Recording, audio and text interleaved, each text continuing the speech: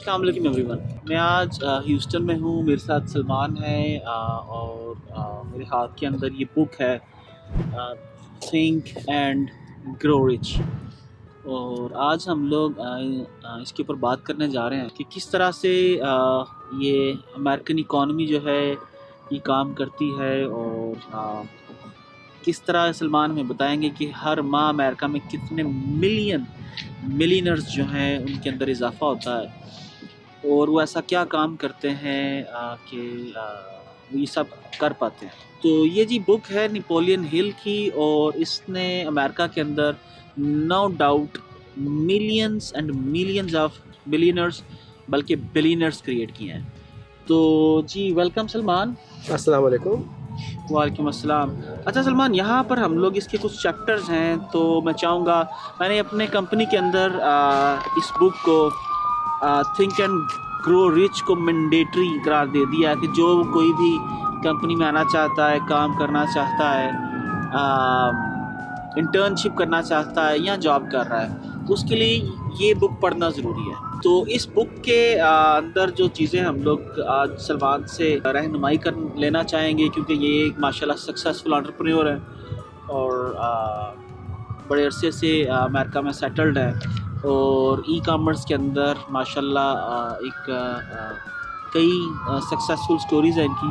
तो सलमान, इसके अंदर मैं आपसे कुछ पूछना चाहूँगा जनाब। इसके कुछ चैप्टर्स के अंदर आते हैं, सबसे पहले ये कुछ लिखता है जी, ज़िंदगी में कामयाब होने के लिए सबसे पहले डिज़ायर बोलते हैं जी, कि सबसे पहले डिज़ायर है, फिर फेथ है, फिर ऑटो सजेशन है, फिर स्पेशलाइज्ड स्किल है, नॉलेज है, फिर इमेजिनेशन है, ऑर्गेनाइज्ड प्लानिंग है, डिसीजन है, परसिस्टेंस है, पावर ऑफ मास्टरमाइंड है और the mystery of sex transmutation है एंड द सबकॉन्शियस माइंड है और आखिर में 12वां चैप्टर है द ब्रेन और आखिर में 13वां चैप्टर छठी हिस्स।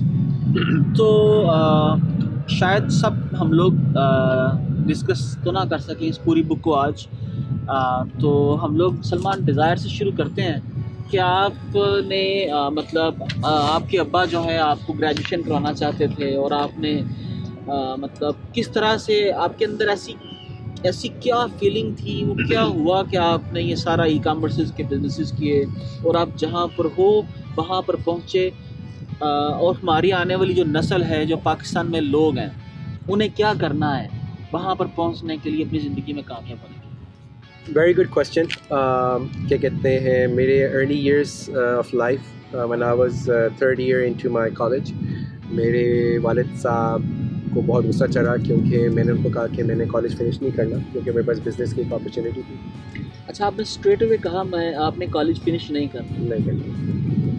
और मेरे अब्बा जी जो थे वो अभी बैंक में मैनेजर थे।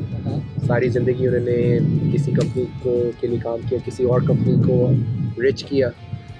तो शुरू दिन से जो था वो मुझे जो ये आइडिया था ना कि आप सारी ज़िंदगी किसी के लिए काम करो और किसी और को अमीर करो, वो गुलामाना जो जहनियत है ना वो क्योंकि आप टेक्निकली अगर आप किसी के लिए काम कर रहे हो ना तो आप उस टाइम के ऊपर 19-20 का फ़र्क रखते हुए आप ये कैलकुलेट कर सकते हो कि आप पूरी लाइफ के अंदर कितना कमाओगे। तो वो आपके लिए कैसे अपीलिंग हो सकता है एज ए ह्यूमन बीइंग कि आपको पता चल गया कि भाई आप जितना मर्जी कर लो इस गिवन पॉइंट के ऊपर with the rate of growth वगैरह कर आके किसी और के पास आपकी सक्सेस की लगामें हैं, आपके पास नहीं है। कोई और आपको लगा हुआ है, आप घोड़े बने हुए टक टक टक टक टक लगे हुए हो आप, ठीक है। आपकी आंखें जो है वो किसी ने यूँ बंद की हुई, आपको सिर्फ सामने नज़र दिखाई दे रहा है। वो आप you are forced to see what is only in front of you, you are not forced to see this और इन द बैक। अच्छा सलमान, एक तो मतलब आपके अब्बा मतलब एक बड़ी ज़बरदस्त बैंक मैनेजर थे, एक बैंक में अच्छी पोजीशन के ऊपर थे, क्वालिफाइड आदमी है, तो उनके लिए कैसा मतलब ये आपका फ़ैसला था कि उनका अकलौता बेटा जो उनकी शान है फैमिली के अंदर, उनकी मतलब पहचान है, तो जो वो अमेरिका के अंदर आके उसने इनकार कर दिया जी मैंने नहीं पढ़ना, तो उनका क्या रिस्पॉन्स था? उनका रिस्पॉन्स ये था कि you are destined to be a failure. Okay, ठीक है कि तुम्हारा कोई भला नहीं कर सकता है। नहीं, क्योंकि यार लेकिन मैं उनको ब्लेम नहीं करूँगा वो इस वजह से कि सारी ज़िंदगी जिस बंदे ने 9 to 5 जॉब की है उसने सारी ज़िंदगी एक चीज़ सीखी ही है, तो वो मुझे बिज़नेस कैसे सिखा सकता है, वो मुझे एंटरप्रेन्योरशिप कैसे सिखा सकता है। मैं उनको पेरेंट्स को ब्लेम नहीं करता, क्योंकि सारी ज़िंदगी हमारे जो पाकिस्तान के अंदर 99% लोग हैं, वो उन्होंने अपनी लाइफ के अंदर जो है वो यही काम किया है। उन्होंने किसी के लिए काम किया, उन्होंने बैंक जॉबें की हैं, उन्होंने सरकारी जॉबें की हैं। उनके लिए वो जो एक फ़िक्स्ड इनकम जो है ना, वो रिश्ता करने के लिए और मकान लेने के लिए 5 मरले का 10 मरले का, that is a big success achievement, because that's all they have known in their life. उन्होंने अपनी लाइफ के अंदर और कुछ सीखा ही नहीं है, तो वो मुझे एक मतलब कि एंटरप्रेन्योरशिप के लिहाज से वो मुझे क्या सिखाएंगे, मुझे कुछ नहीं सिखा सकते। वो there was no one to teach me that. So Salman, ये एक लंबा सफ़र है पिछले 20 सालों का, और ये जिस तरह इसके अंदर बड़ी डिटेल के अंदर नेपोलियन हिल लिखता है बर्निंग डिज़ायर के अंदर, और इसके अंदर वो तारक बिन ज़ियाद का वाक़या भी लिखता है कि वो बर्निंग डिज़ायर थी, वो आया साहिल पे आया, उसने कश्तियाँ जला दी। और इसके अलावा वो एंड्रयू कार्नेगी की स्टोरी लिखता है, बहुत सारे अमेरिकन सक्सेसफुल बिजनेसेस और बिजनेसमैन की स्टोरी लिखता है कि किस तरीके से उन्होंने बिजनेस एम्पायर्स बिल्ड की, कैसे जिस तरह सैम वाल्टन है उसको कर्जा लेना पड़ा, उसके घर में पीने के लिए दूध भी नहीं था, राइट, बच्चों के लिए ग्रोसरी भी नहीं वो बाय कर सकता था, लेकिन उसने बस एक इरादा किया हुआ था। तो आपने जब ये फैसला किया, तो क्या आप उन सारे चीज़ों से गुजरे कि आपको मुश्किल आई या कुछ ऐसा? तो यस, वेरी मच सो। मैंने जब घर से निकला, मैंने कहा मेरे पास एक अपॉर्चुनिटी आई दोस्त के साथ पार्टनरशिप करने की, एक गैस स्टेशन के लिए। हमने इस गैस स्टेशन को रन करना था। अब वो उसके साथ 3 महीने के बाद काम करने के बाद मुझे पता चला कि मेरी इस बंदे के साथ नहीं चलने वाली। अब अब्बा जी ने तो स्टैम्प पे लगा दिया था कि you are a failure, you are gonna be a failure.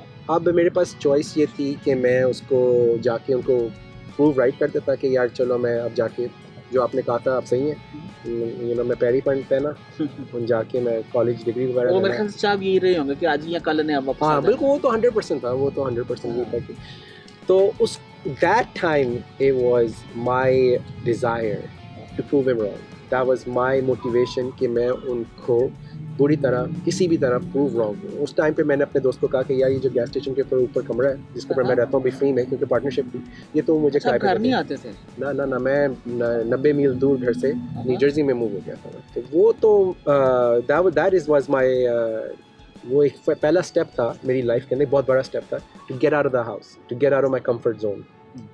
वो मेरे ख्याल से वो हम किसी मौजू पे बात करते हैं, बट दैट इज़ रिक्वायर्ड कि आप मतलब कि पहले अपने पाँव पे खड़े होके आपको इतनी एबिलिटी, इतना वो हो कि आप अपने आप। लेकिन आपको सुबह अम्मा पराठे नहीं बना के दे रही, नाश्ता नहीं दे रही, आपको घर की वो कंफर्ट अवेलेबल नहीं है, तो फिर आप काम कैसे कर सकते हो? ना सुबह नाश्ता, ना दोपहर की रोटी खाना, मतलब एक अकेला कमरा, और लाइक किस तरह से आपको ये चीज़ें, मतलब कि अगर आपको लाइफ के अंदर किया तो आपको अपनी कंफर्ट जोन से बाहर निकलना पड़ता है। You have to get out of your comfort zone. एक कंफर्ट जोन जो है ना, वो एक डिजीज़ है, it's a disease in our lives. और वो किसी रेस को नहीं जानता, किसी कलर को नहीं जानता, किसी रिलीजन को नहीं जानता। वो एक ऐसा डिजीज़ है जो कि हर ह्यूमन बीइंग के अंदर पाया जाता है, कंफर्ट जोन। तो यार आप एक लाइफ के यूज्ड टू हो गए और सारी ज़िंदगी आप वही करते रहे, उसको जो है कंफर्ट जोन कहते हैं। आप I needed to get out of my comfort zone. तो वो कुछ कंफर्ट जोन से मैं बाहर निकला। फिर मैंने अपने दोस्त को कहा कि यार ये मुझे तू $400 के ऊपर रेंट दे दे, मैं अपना यहाँ से काम, मुझे इंटरनेट के ऊपर, उस टाइम के ऊपर कंप्यूटर मुझे उससे 2 साल पहले यूज़ करना आया था लिटरली ना। आई वुड से 4 साल पहले, हाँ 2-3-4 साल हुए थे मुझे कंप्यूटर से जो होता, क्योंकि मैं पाकिस्तान से उस टाइम के ऊपर आया था, 18 साल का था मैं। और उसके 2 साल के बाद जो है क्या कहते हैं, कंप्यूटर से 20 साल की उम्र में हमारे पास इतने पैसे हुए थे कि हम कंप्यूटर अफोर्ड कर सकें। उस टाइम पे पता कॉम्पैक्ट एक कंपनी होती थी, फिर बाद में ह्यूलेट पैकर्ड ने उसे खरीद लिया था। मुझे उस टाइम के ऊपर अपने कंफर्ट जोन से निकलना पड़ा, और फिर वो डिज़ायर कि अपने फादर को प्रूव रॉन्ग करना किसी भी तरह, किसी भी तरीके से, that got me across the point. चलें उसके बारे में बताएं, मतलब कैसे वो वहाँ पर टाइम गुजरा आपका, दिन शब रोज़ कैसे थे, क्या करते थे आप सुबह से लेकर शाम तक, मतलब जिसने आपको मतलब ये सारी एम्पायर बिल्ड करने में, ये कामयाबी बिल्ड करने की तरफ ले चाहिए आपसे? यार वो दिन जो थे ना, वो बहुत सख्त थे मेरी लाइफ के। मैं असल में चाह रहा हूँ कि ये पैगाम हमारी यूथ के लिए है कि हम लोग मैं अमूमी तौर पर देखता हूँ कि बच्चे सुबह मतलब लेट ऑफिस में आते हैं, या सुबह 11 बजे कौम उठती है, उसके बाद 12 बजे नाश्ता होता है, उसके बाद अजीब सी रूटीन है। तो कैसी रूटीन थी, कितने आप आवर्स काम करते थे, खाने का क्या करते थे, रहते कहाँ पर थे, पढ़ते क्या थे, वो तो क्या skills? वो एक जो था ना, बड़ा गंदा सा गैस स्टेशन के ऊपर जो है 3-4 बेडरूम का अपार्टमेंट था कह लो आप, और उसके अंदर गंदा सा किचन, कॉकरोचेस वगैरह ओह। सारा कुछ जो है वो वहाँ पर होता था। और खाना जो है वो हम बाहर से घास फूस, कभी ये कभी वो, कभी कोई हलाल वगैरह की कोई ऑप्शन नहीं होती थी उस टाइम के ऊपर आसपास। वो जो जिस जगह पे था वो सीजनल जगह थी, मीनिंग कि वो विंटर के अंदर बिल्कुल ख़त्म होता था। वो बीच के पास था, अच्छा। बीच से थोड़ा सा हट के था, लेकिन वो जो एरिया था वो बिल्कुल तो 6 to 8 months वहाँ पर कोई नहीं होता। There was no one over there, सिर्फ सर्दी सर्दी सर्दी और कुछ भी नहीं होता था। तो आपने उस टाइम के ऊपर अपने आप को जो है, आई वुड से क्या है, probably the little bit of reason behind my success है कि मुझे ज़्यादा डिस्ट्रैक्शंस नहीं थी उस टाइम पे। फेसबुक इतना ना वो नहीं था, माई स्पेस होती थी बल्कि कोई यूज़ नहीं करता था, और क्या कहते हैं, फेसबुक होती थी, फेसबुक नहीं थी। तो उस लिहाज से, और फ़ोन भी जो थे वो स्क्रीन वाले फ़ोन्स नहीं होते थे, वो दूसरे बेसिक फ़ोन्स होते थे। तो डिस्ट्रैक्शन लेवल जो था ना वो बहुत एक मिनिमल लेवल था। तो प्रोडक्टिविटी उस लिहाज से automatically was more pronounced as compared to unproductivity. अच्छा सलमान, यहाँ पर नेपोलियन जो है एक डिज़ायर, और उस डिज़ायर की बात करते हैं कन्वर्ट होने में, उसको बर्निंग डिज़ायर बनने में। तो आपको कुछ डिफरेंस नज़र आता है डिज़ायर के अंदर और बर्निंग? मतलब पाकिस्तान में हर एक शख्स अमीर होना चाहता है, गाड़ी लेना चाहता है, अच्छी जगह पर शादी करना चाहता है, तो ये डिज़ायर है, ये क्या है? ये बर्निंग डिज़ायर नहीं है, हाँ। ये रेगुलर डिज़ायर है। ये तो Okay. एक एवरेज जो है ना, तो लेकिन कैसे हम लोग इस चीज़ को, कैसे आप इस नुक्ते को कैसे डिफ्रेंशिएट करोगे कि डिज़ायर कौन सी है और बर्निंग डिज़ायर कौन सी है? मतलब आपको क्या ऐसी फीलिंग आना शुरू हो जाती है कि आपको लगता है कि नहीं यार, ये now it's my burning desire? तो बर्निंग डिज़ायर मेरा टाइट जो थी वो तब टर्न हुई थी जब मैंने अपनी पहली लिस्टिंग जो है वो ईबे के ऊपर लगाई। हाँ? और वो घर में पड़ी हुई कोई चीज़ थी, मुझे नहीं याद क्या था, वो डेस्क के ऊपर कोई चीज़ थी और वो बिक गई। Okay. That was my like, यार ओए अच्छा, पॉसिबल है। मैं तो एंज भी पैसे बना सकना कार बैठ के। हाँ।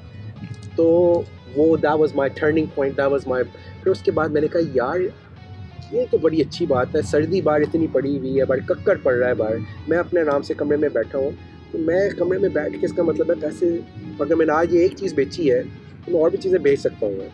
तो दैट वाज चल तो चल। फिर उसके बाद that was my burning desire कि दैट गॉट मी मोटिवेटेड कि चीज़ जो थी वो बिकी, and then I never looked behind. तो जनाब, ये था पैगाम सलमान का कि आप ज़िंदगी में जो कुछ भी बनना चाहते हो, बर्निंग डिज़ायर की सबसे बड़ी मिसाल जो मैं देखता हूँ वो है पिछले 70-75 सालों में वो पाकिस्तान बनने की है। कोई शख्स ये बिलीव नहीं करता था कि ब्रिटिश इंडिया से अलहदा होकर एक मुल्क, दुनिया में पहला मुल्क बन सकता है, ऐसा मुल्क जो नज़रिए की बुनियाद के ऊपर कायम हो।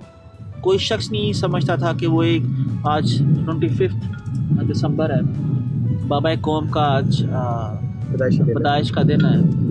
तो मैं ये समझता हूँ कि वो बर्निंग डिज़ायर थी जिसके अंदर उन्होंने कहा कि दुनिया की कोई ताकत पाकिस्तान को ख़त्म नहीं कर सकती और दुनिया की कोई ताकत पाकिस्तान को बनने से रोक नहीं सकती। तो जब सुबह दोपहर शाम आपका एक ही ख्याल आपके जहन में हो, जो आपको लगे कि आप खाना भूल जाए, पीना भूल जाए, आप बस हर वक्त आप उसके बारे में सोचते रहो, तो ये वो मकाम है और जिसके लिए आप अपनी बाकी सारी तन आसानियाँ, सारी ख्वाहिशात आप एक साइड के ऊपर रख दो। तो वो है बर्निंग डिज़ायर।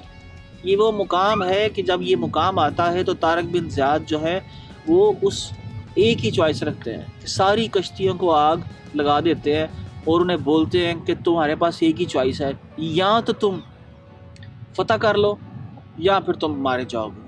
तो ये वो मुकाम है कि हम लोग जब भी ज़िंदगी के अंदर बहुत सारे अल्टरनेटिव्स रखते हैं, अच्छा चल मैं यार ये कर लेता हूँ, नहीं ये नहीं तो ये कर लूँगा, ये नहीं तो ये कर लूँगा, चलो नहीं तो बाहर चला जाऊँगा या अब्बा की दुकान पर बैठ जाऊँगा, तो ये आपकी बर्निंग डिज़ायर्स नहीं है। ये बस आप बस ये आप कोशिश कर रहे हो कि आप ज़िंदगी में कुछ ना कुछ कर लो, तो इस तरह कुछ भी नहीं पॉसिबल।